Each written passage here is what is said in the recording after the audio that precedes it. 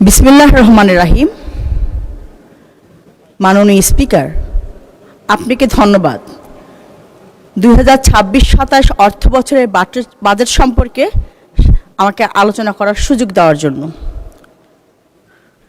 আমি রব্বুল আলামিনের কাছে শুকরিয়া আদায় করেছি। মাননীয় স্পিকার, আমি শ্রদ্ধার সাথে স্মরণ করছি স্বাধীনতার ঘোষক শহীদ প্রেসিডেন্ট জিয়াউর রহমান। আমি আরও শ্রদ্ধার সাথে স্মরণ করছি দেশনেত্রী, 3 বারের প্রধানমন্ত্রী, আপসিত নেত্রী দেশনেত্রী বেগম খালেদা জিয়া, যার সাথে আমার রাজনীতি করার সৌভাগ্য হয়েছিল। মাননীয় স্পিকার, 71-এর শহীদ, জুলাইয়ের গণ আন্দোলনের শহীদ এবং বিডিআরের হত্যা জওয়ানদের শ্রদ্ধার সাথে স্মরণ করছি। 2026-27 অর্থ বছরের বাজেট একটি বিশাল বাজেট। এই বাজেট শুধু একটা বাজেট নয়, প্রস্তাবিত বাজেটে শুধু আর্থিক দলিল নয়, এটি দেশের প্রান্তিক মানুষ, কৃষক, নারী, প্রতিবন্ধী, শিক্ষার্থী সবার কথাই এখানে বলা আছে। মাননীয় স্পিকার, দেশের খাদ্য নিরাপত্তা নিশ্চিত করতে এবং কৃষকদের উৎপাদন ক্ষমতা বাড়াতে ভূমিহীন ও প্রান্তিক 42,50,000 কৃষকের জন্য 1,62,50,00,000 টাকা বরাদ্দ রাখা হয়েছে। এটি কৃষি উৎপাদনের বৃদ্ধির পাশাপাশি গ্রামীণ অর্থনৈতিক আরও শক্তিশালী করবে। 41 লক্ষ নারীর ফ্যামিলি কার্ডের মাধ্যমে 2500 টাকা করে অনুদান, এটা নারীর মূল্যায়ন।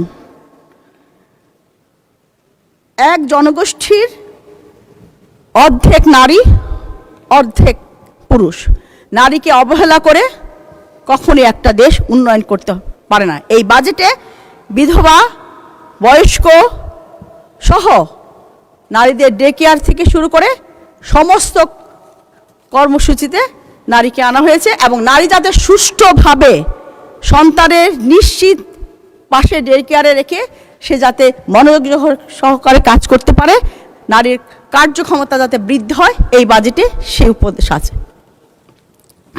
মাননীয় স্পিকার, শিক্ষা ক্ষেত্রে 2 জিডিপির বৃদ্ধি শতাংশ করা আছে। শিক্ষা জাতির মেরুদণ্ড। গত 17 বছরের শিক্ষাকে সম্পূর্ণ পঙ্গু করে দেওয়া হয়েছে। শিক্ষার জায়গা দখল, শিক্ষার্থীদের স্কুল কলেজ বিমুখ করা। আমি মিরপুরে বাসী, আমার একটা স্কুলের অভিভাবকরা আমাকে ওখানে নিয়ে গেলেন মনি কানুন স্কুলে। সেইখানে স্কুলে গিয়ে দেখা গেল 7.5 কাঠা জমি কোনো একটা সংগঠন দখল করে ফেলছে। সেখানে আলাদা পার্সোনাল গেট করা হয়েছে, পার্সোনাল অফিস করা হয়েছে, নেট ভাড়া দেওয়া হয়েছে। স্কুল কমিটি, স্কুল শিক্ষক কেউ জানে না। মাননীয় স্পিকার, আমি শিক্ষামন্ত্রীকে অনুরোধ করব প্রত্যেকটা স্কুলে যাতে অডিটের ব্যবস্থা করা হয়। চিকিৎসা ক্ষেত্রে ওষুধের কাঁচামাল, ফিল্টারের কর সূত্র থেকে শুরু করে আমাদের যারা সাধারণ মানুষ আছে, যারা ডায়ালিসিস করে, যারা টাকার অভাবে চিকিৎসা করাতে পারে না, তাদের এই চিকিৎসার সুব্যবস্থা করে দিয়েছে। ধন্যবাদ মাননীয় স্পিকার। মাননীয় স্পিকার, বিডিআর হত্যার, জুলাই হত্যার যারা শহীদ হয়েছেন তাদের বিচার, সুষ্ঠু বিচার দাবি করছি। বিডিআর হত্যা, এটার পূর্ণ তদন্ত দাবি করছি। নাসিরউদ্দিন আহমেদ পিন্টু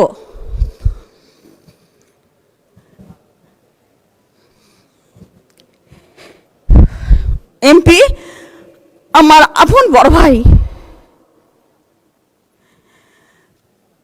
তাকে বিডিআর মিথ্যা হত্যার মামলা দিয়ে তাকে রাজশাহী জেলে গিয়ে মারা হয়েছে। আমরা পারিবারিক থেকে একটা মামলা করা হয়েছে, কিন্তু মামলাটা তদন্তে আছে। এখন আমরা মামলার চেহারা দেখতে পারিনি। মাননীয় স্পিকার, আমার স্বামীকে যখন সন্ত্রাসীরা হত্যা করেছে তখন স্বৈরাচারী সরকার ছিল, যার আসামিদের ছাড়িয়ে দিয়েছে, কিন্তু বর্তমান তো গণতান্ত্রিক সরকার। তবে নাসিরউদ্দিন বিন্টু সহ বিডিআর সমস্ত হত্যা মামলার দ্রুত নিষ্পত্তি চাচ্ছি স্বরাষ্ট্রমন্ত্রীর কাছে।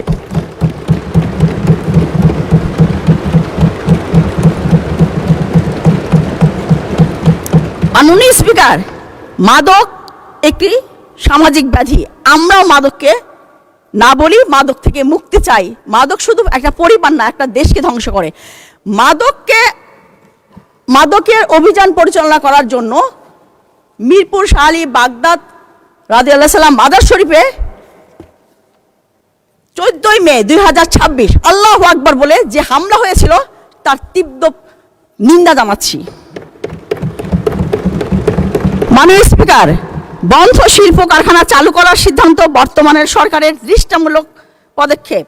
এতে সংস্থানের সৃষ্টি হবে, কর্মসংস্থানের সৃষ্টি হবে এবং দেউলিয়া ও প্রতিষ্ঠানগুলো আবার পুনরায় চালু হবে।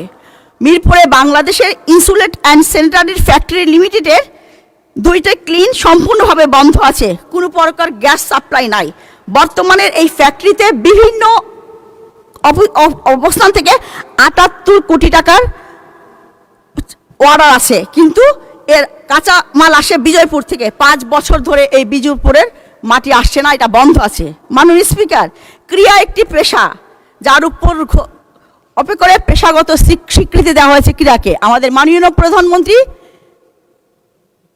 তারেক রহমান 300 জনকে ভাতা এবং কার্ড প্রদান করেছে 1 লক্ষ টাকা করে। এটা পরবর্তীতে 500 জনকে দেওয়া হবে। শুধু তাই না, নতুন 20 স্পোর্টস ইউনিয়ন থেকে উপজেলা, জেলা থেকে বিভাগ ও জাতীয় পর্যায়ে শেষ হবে। এতে করে খেলার মাধ্যমে কর্মসংস্থানের সৃষ্টি হবে। 4র্থ শ্রেণী থেকে ক্রীড়াকে বাধ্য। ধন্যবাদ মাননীয় সদস্য। আচ্ছা, আর 1 মিনিটে আপনি কনক্লুড করেন। প্লিজ 2 মিনিট দেন তাহলে। আচ্ছা, 2 মিনিট বলুন। মাননীয় স্পিকার, এই জন্য মাননীয় প্রধানমন্ত্রী এবং যুব ও ক্রীড়ামন্ত্রীকে ধন্যবাদ জানাই। মাননীয় স্পিকার, মুক্তিযোদ্ধা কমপ্লেক্স, চিড়িয়াখানা রোডে যুদ্ধ আহতদের জন্য শহীদ পরিবার বসবাস করার জন্য তৎকালীন প্রেসিডেন্ট জিয়াউর রহমান 25শে মার্চ 1980 সালে ভিত্তি স্থাপন করেছিলেন। পরবর্তীতে 1991 সালে 1 ডিসেম্বরে বেগম খালেদা জিয়া এটা ভিত্তি স্থাপন করেছিলেন। আমি ওইখানকার কাউন্সিল থাকা অবস্থায় আমি ওইখানে যাতায়াত ছিল, সেখানে পুকুর ছিল, মুক্তিযোদ্ধারে ভালোভাবে বসবাস করত। স্বৈর সরকারের পুকুর থেকে শুরু করে যাবতীয় যা ছিল রাস্তাঘাট সব ভুয়া মুক্তিযুদ্ধ নামে বরাদ্দ দিয়ে বিক্রি করে দিয়েছে। 400 মুক্তিযোদ্ধা অমানবিক জীবনযাপন করতেছে। মাননীয় স্পিকার, এখানে আমাদের দেশনেত্রী বেগম খালেদা জিয়া একটা হাসপাতাল স্থাপনা করেছিলেন। শুধুমাত্র বেগম খালেদা জিয়া হাসপাতালটা স্থাপনের ভিত্তি স্থাপন করেছেন দেখে সেই হাসপাতালটা ট্রাস্ট আধুনিক হাসপাতাল শুধু স্থাপনায় রয়ে গেছে। এই হাসপাতালটা কোন রুগী আর ডাক্তারের চেহারা দেখেনি। বর্তমান সরকারের হাসপাতাল 100 বেডের যে হাসপাতালের উন্নয়ন করার কথা ছিল, আমি স্বাস্থ্যমন্ত্রীকে বলবো এটা পর্যবেক্ষণ করে এইখানে ওই স্থাপনাতে 100 শয্যা বিশিষ্ট হাসপাতালের ব্যবস্থা করার জন্য। মাননীয় স্পিকার, দারুসালাম থানার অধীনে 2য় কলোনি, 1ম কলোনি, 3য় কলোনির খাজনা নেওয়া হচ্ছে না। এতে বৈধ ব্যবসায়ী বাড়ির মালিকরা কোনো ধরনের খাজনা দিতে পারছে না, বিক্রি করতে পারছে না, ঋণ নিতে পারতেছে না। এটা আমি ভূমিমন্ত্রীর দৃষ্টি আকর্ষণ করছি। মাননীয় স্পিকার, এই বাজেটের সবচেয়ে বড় শক্তি হলো এটি শুধু প্রবৃত্তির বাজেট নয়, একটি সামাজিক ন্যায় বিচার, উন্নয়ন ও মানবিক রাষ্ট্র নির্মাণের বাজেট।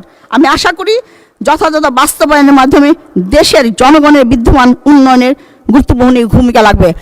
আমি আশা করি এই সংসদের এই বাজেট